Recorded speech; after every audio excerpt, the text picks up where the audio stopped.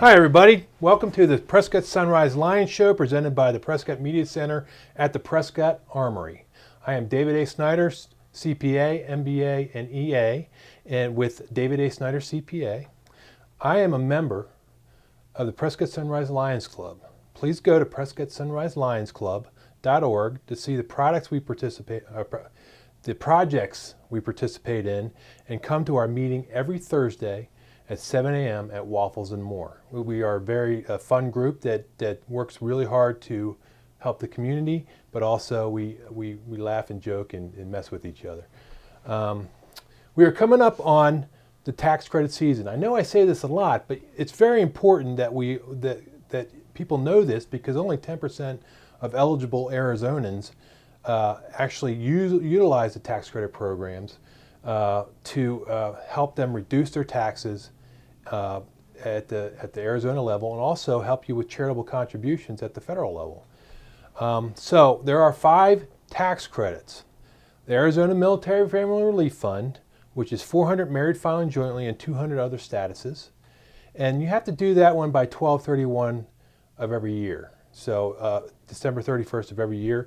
But get it in by October because there is a cap on the Arizona Military Family Relief Fund of $1 million, and it's generally done by then. So it's generally completed by then, and by October. Because last year I gave in middle of November or something, and they had to send mine back, and I didn't get credit for it because they had reached their cap. Okay, the second one is the school tuition tax credit, which is for private schools generally. And that's $2,081 married filing jointly, and half of that for other statuses. And you can do that one through 4/15 of the next year, 4/15/18 for this year. But you won't get the credit for charitable contributions for the federal level if you do it after 12/31. So do it by 12/31 of 17, so that you also get the credit for at the federal level as a charitable contribution. So I just want to explain that, because all these other tax credits are the same thing. The foster care tax credit, which is $1,000 married filing jointly, and $500 for other statuses, is also an April 15th tax credit. But you still need to get it in by December 31st, so that you get federal credit. You might get the next year, you'll get the next year credit, but you won't get it for 2017. Then there's the public schools, that's number 4. That's 400 married filing jointly, 500 other statuses, also April 15th. And then the charitable organization tax credit, which is the one I emphasize because it's part of my Lions Club, my Prescott Sunrise Lions. And that's 800 married filing jointly and 200 other statuses. And that's also April 15th, 2018. Now, keep in mind, say you owe $2,000 to Arizona, and you paid in all these tax credits, which come out to about $4,800. You owe $2,000. You would carry forward the extra $2,800 to up to 5 years in Arizona. So if you overpay, you still carry it forward, and you can utilize it for the next 5 years, potentially for the next, until it gets absorbed. Say you owed $4,700 and you paid in $4,700, you would owe nothing, and you would get, if you had any withholdings for Arizona, you would get them all back. And also, again, it helps you at the tax credit program. It helps you as a charitable contribution, whether you itemize or not, at the federal level. So if you get them in by December 31st.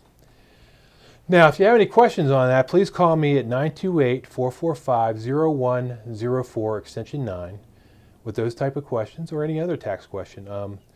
But please get involved with tax credits this year, because it helps you, and it helps and you can also monitor the organizations that you give to. So, and it doesn't go down to the state, which just wastes it on whatever they want to waste it on. So please use the tax credits this year, and before the end of the year helps you on your federal return also. One of the main money-making ventures of the Prescott Sunrise Lions is our calendar. We're going to get that out by October, so that we can take advantage of you all can take advantage of the tax credits. You can save on your taxes, and we want to get that by October, so we honor our commitment to the sponsors, so they can also benefit from the calendar. We do that. We have pictures. We're utilizing pictures of the sponsors are going to generate their own pictures this year, and they're just going to pick whatever they want. Well, they're going to pick 3, and we're going to pick what fits the calendar, I guess the genre of the calendar. So this is a good money-making venture for us, and we just give that money back to the community in form of helping kids with eye problems. With the new diabetes initiative we're going to be working on, it's another plank in the Lions Club that includes in the environment, pediatric cancer, vision, and a couple other things, as well as the diabetes program. So we are really emphasizing this diabetes now. In fact, I had a meeting last night that how we can generate how we can work with our pilot program that is in Arizona. It's an Arizona pilot program that we get almost $20,000 to initiate this pilot program. And I'm going to ask our guest today about that, about how to set up, support groups. The Lions clubs in the Tri-City area are going to be working in ways to distribute this pilot program related to this initiative. And we are going to plan on creating, like I said, diabetes support groups to help people in the region dealing with diabetes. Okay, so our guest today is Kerri Uehlein, of the regional director of the Alzheimer's Association of Desert Southwest chapter of the Northern Arizona region. That's a lot of lip smacking for that, and there's a lot of words in there. So what do you do? Kerri? So I'm the regional... Thank you for being with us, by the way. Thank you, Dave. I'm the regional director for we call it the Northern Arizona Regional Office, and we are part of the Desert Southwest chapter of the Alzheimer's Association. Okay.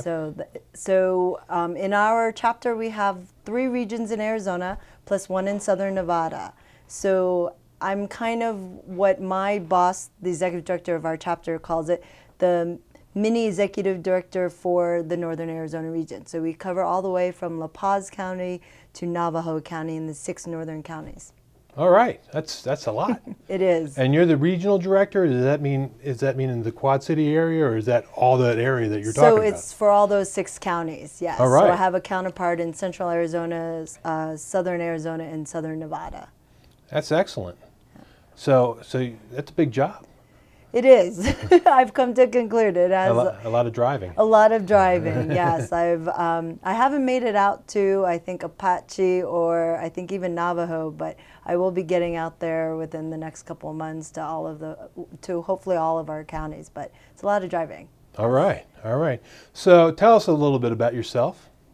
Sure. I'm originally from New Jersey, which when people hear that, they often are like, wow, you don't sound like you're someone from New Jersey. But I say, if you get me in the right circumstances, I had to go back in April, and the Jersey accent just comes back. So I can talk like the rest of them and talk about coffee and basketball and all of that. But I grew up in New Jersey. I went to college in Southwest Virginia in the Blue Ridge Mountain, the Appalachian and the Blue Ridge Mountains. So it was a beautiful part, I think, of the country. I moved to Baltimore after that. I lived in Baltimore for about 12 years. I'm from Baltimore. Yes, you said that, and we found that out, that you're from that area. I love Baltimore, or as they call it, Balmer, right? The true folks from there.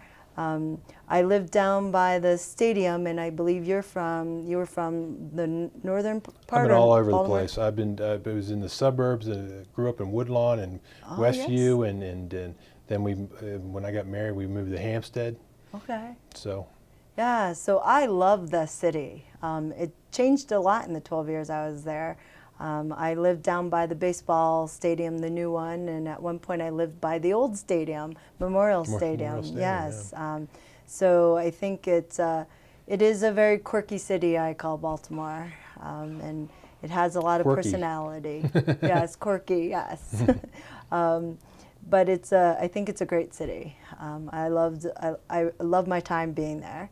Then I left there and went to live overseas for 5 years. Where? I lived in Seoul, South Korea for 5 Okay. years, yes. And no, I don't speak Korean. That's usually the next question after people find out I live there. Well, you had to know a little bit. I speak enough to be able to order and not to starve, and so that is I'm all about food, so that's one of the first things I learned, and I knew about the food before I went. So, but the other question that people usually ask too is about North Korea, and that's been in the news a lot lately. Mm-hmm. But I enjoyed that. It has one of the most amazing public transportation systems. In Seoul? Yes, and for a city that's about 10 to 12 million people, it has this amazing public transportation system that's very seamless. I think they're really ahead with the amount of, like, they'll have screens that tell you when the next bus is coming and how far away it is, so you can always run into someplace else and come back instead of waiting out there. Then I came back to the U.S. in 2012 and lived a year in Maine. And then my parents, who've been in Arizona for 20 years in the Prescott area, I came back because they were having some health issues. Mm-hmm. So I've been back in the area for 3 years. Okay. Excellent.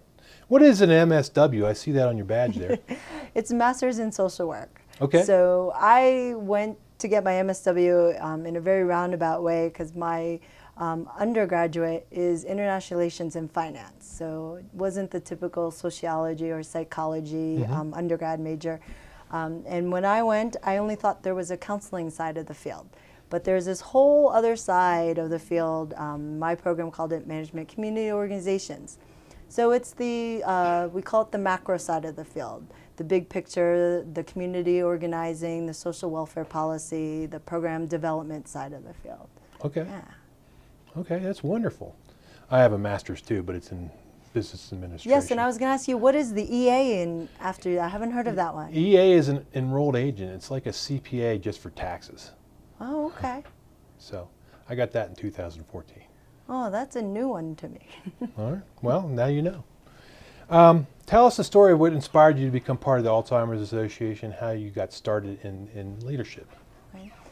Well, a good friend of my parents, she lives in our development, she has a very strong connection to Alzheimer's. It's her grandmother, her mother, and her aunt who all passed away from the disease. So since I've been back in Arizona, every year she does a fundraising barbecue event. So I would attend those.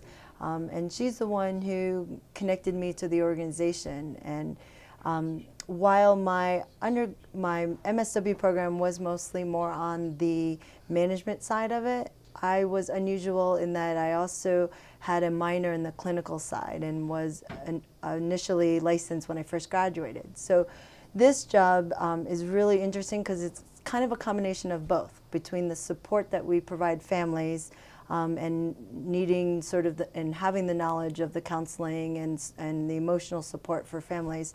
But then it has the other side, looking at the advocacy, the policy, and how to make the program stronger. So it was a really interesting, I think, mix of sort of my background for the position.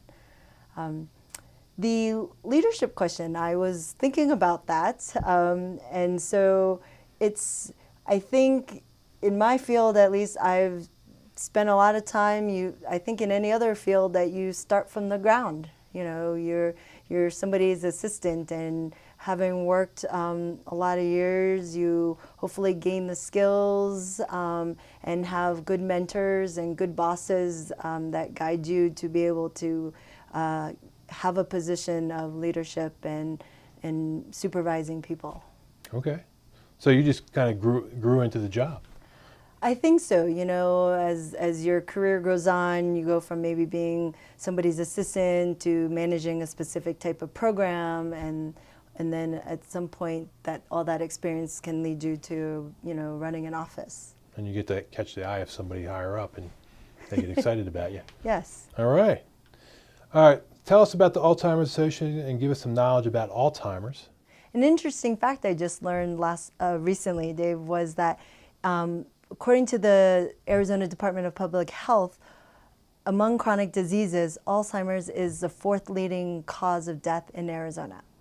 So it's very important for our great Congressman Uehlein and Gosar, as well as Senators McCain and Flake, and all the residents of Arizona to realize the impact of Alzheimer's on Arizonans. So the Alzheimer's Association focuses on the Alzheimer's and dementia, because our official name, I believe, is Alzheimer's and Other Related Disorders Association. So we say that's a mouthful, especially for dealing with a population that has memory issues. So they cut it short to just Alzheimer's Association. We are part of the Desert Southwest chapter, and they last year merged and became part of the Alzheimer's Association located out of Chicago. So we are part of a very large network of associations across the U.S. So what are the first indicators of Alzheimer's? Is there a way to prevent it or reverse the effects? Well, sadly, there is nothing that actually prevents Alzheimer's, slows it down, or reduces the symptoms. But Alzheimer's and dementia is a really good question, because people all the time ask us, well, what is Alzheimer's and what is dementia and how are they related? So dementia is the large umbrella category.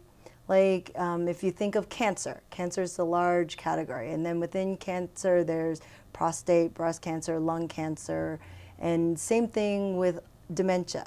Alzheimer's happens to be the most common of all of the dementias. It consists of 60 to 80% of all the dementias. So that's why you hear of it a lot. There's many other forms of dementia. Some other common ones is something called frontotemporal disorder. There's vascular dementia, which is usually associated with people who've had stroke. Another one is dementia with Lewy bodies. And in my learning of dementia, what was surprising to me was that Parkinson's disease can be a type of dementia. There's a Parkinson's dementia, and there's a high correlation between Parkinson's and dementia, which I never knew that, and my sister-in-law mother was just diagnosed with Parkinson's. So I was like, oh wow, that's, there may be a connection, and she may be someone who develops Alzheimer's later on. Okay. And what are indicators of it? I mean, so the most common indicator is for people who have memory loss, and so there is a big difference between what is normal aging process and when we have memory loss versus Alzheimer's. So as we age, and even being young, we have all experienced where you go into a room and you get to that room and you forget what you're there for. But then you leave and eventually you remember and you go back and get what you went there for. With Alzheimer's, folks, they cannot backtrack and they will not recall what it is that they went for. So we want to make sure that there's like memory loss, that's the normal process of aging, and then there's the memory loss that you will not be able to recall, and it has an impact on your daily life. Others can be poor judgment making, having difficulty with numbers. So like as a CPA, you know that numbers is very important in your life. So someone with Alzheimer's dementia will all of a sudden struggle with numbers. You may struggle with even being able to do your job. So during one of our trainings, we have an audio clip, and there's this gentleman who says, I've been doing my job for years. One day I went to work and I sat at my desk for an hour, unable to do my work because I just didn't know what to do. I just sat there and I couldn't think, what am I supposed to do first? So, that's a really shocking, I think, symptom. Yeah. Yes, and realization that like something that you do all the time, all of a sudden you can't be doing it. Some others is, vision problems, hearing sensitivity, not being able to make the judgments for driving, or some people have difficulty with maybe walking and they fall a lot. And the key to all of that is that Alzheimer's is a progressive brain disease. So it impacts your brain. And when you think about your brain controls everything that you do. Mm-hmm. And so as the disease progresses, you slowly begin to lose more of your cognitive skills and your ability to do simple functions, things like activities of daily life, like bathing and dressing. And at some point, you will lose the ability to breathe and swallow, and being able to feed yourself will become very difficult. And a lot of folks on the end stages are on feeding tubes, or someone is feeding them. So that progressiveness over the course of the disease is what is really devastating to individuals and their families. And there's no way to correct it or prevent it or slow it down? No. So you hear a lot of people talking about certain types of medication. The medications will affect the behavior. So another symptom that I forgot to mention, and it can be a very key one that people see, is some folks kind of get these anger outbursts, where all of a sudden we all get angry at times, but these anger outbursts are like for no reason maybe that you can see, and that they can be extreme, that sometimes they can become violent. Or somebody who might have had a more easier to anger or quick to anger before the disease may be very passive with the disease. And so the medication can reduce the behavior, but they're not going to prevent the Alzheimer's or prolong it from coming. So things like reading or reading a lot or doing a lot of Sudoku or something like that, crossword puzzles or whatever, that doesn't really help? Well, we say what does help is just general healthy living, and being active. So all of those things are good in being active and keeping your brain active. But there's not, and I think what people want is that there's a guarantee that if I do A, B, and C, that'll help prevent Alzheimer's or dementia, or it'll prolong it from, it'll prolong the disease from running worse. And it can be anywhere from 8 to 20 years. It really depends on the dementia and Alzheimer's is very different in each person. Okay. So we have this saying that if you've met one person with Alzheimer's, you've only met one person with Alzheimer's, because it is progressive and it impacts the brain. It really looks different in almost every individual. Yeah. Yes. So I was going to say, in Alzheimer's Association, they do the research, or they get funds to do the research, or do they fund nursing homes that have an Alzheimer's wing or something like that? So we do fund a lot of research. So the money that is dedicated from our different fundraising events is dedicated towards research. We are the second largest, I think, funder of research in the U.S. and third in the world. And China is first, and the U.S. government, I think, is second, and we're third in the nation, in the world, I mean. And it's... I could see China being first because they probably have a lot of older people.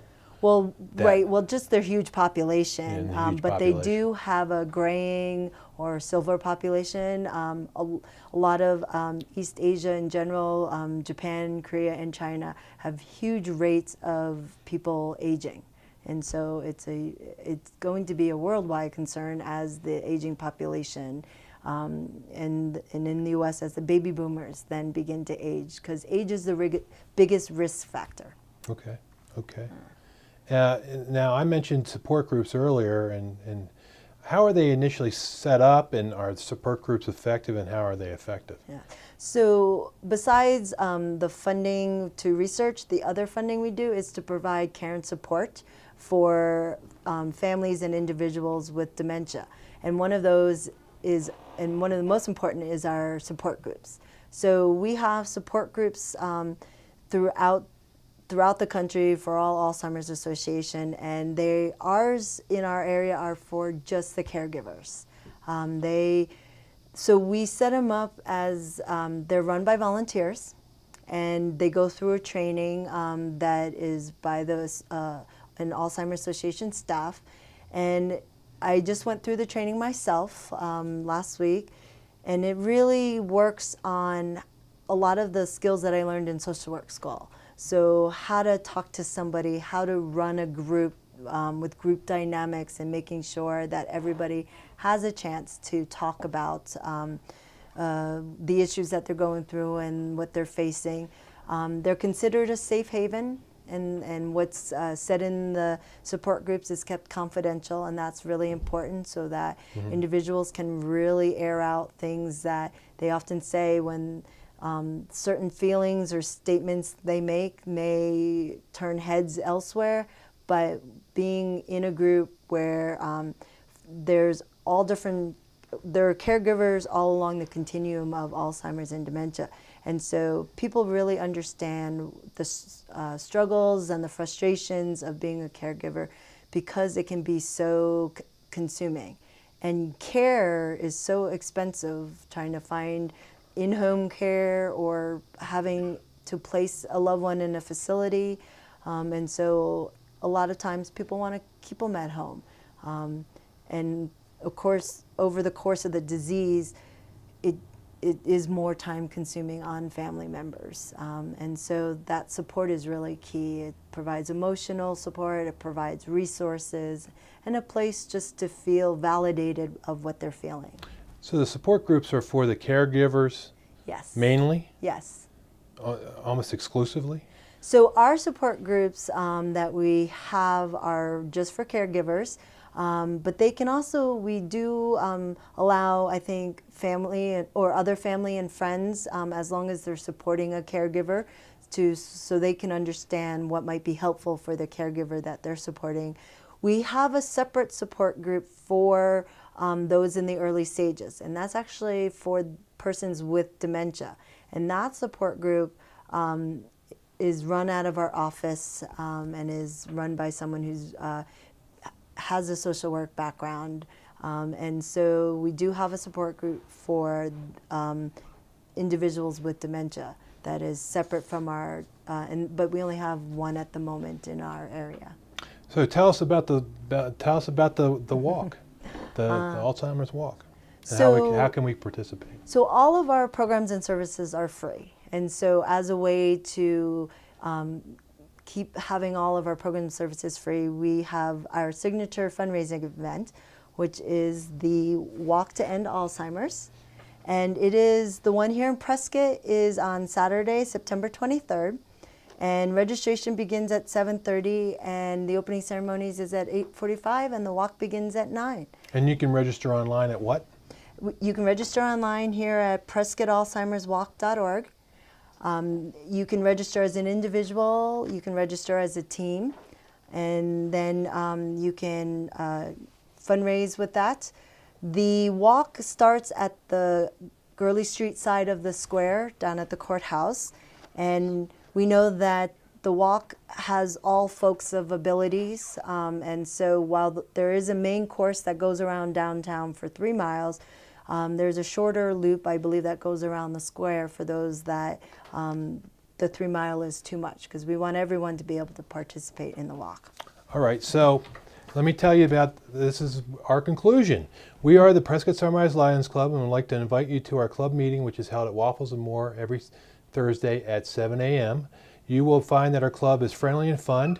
We joke and laugh, but our motto is we serve.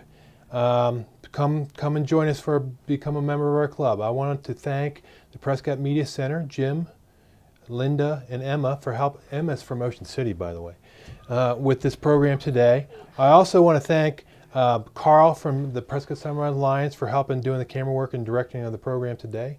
And again, thank you, Kerri Uehlein, Regional Director of the Prescott Alzheimer's Association. Thank you for being with us. Thank you, Dave. Thank you.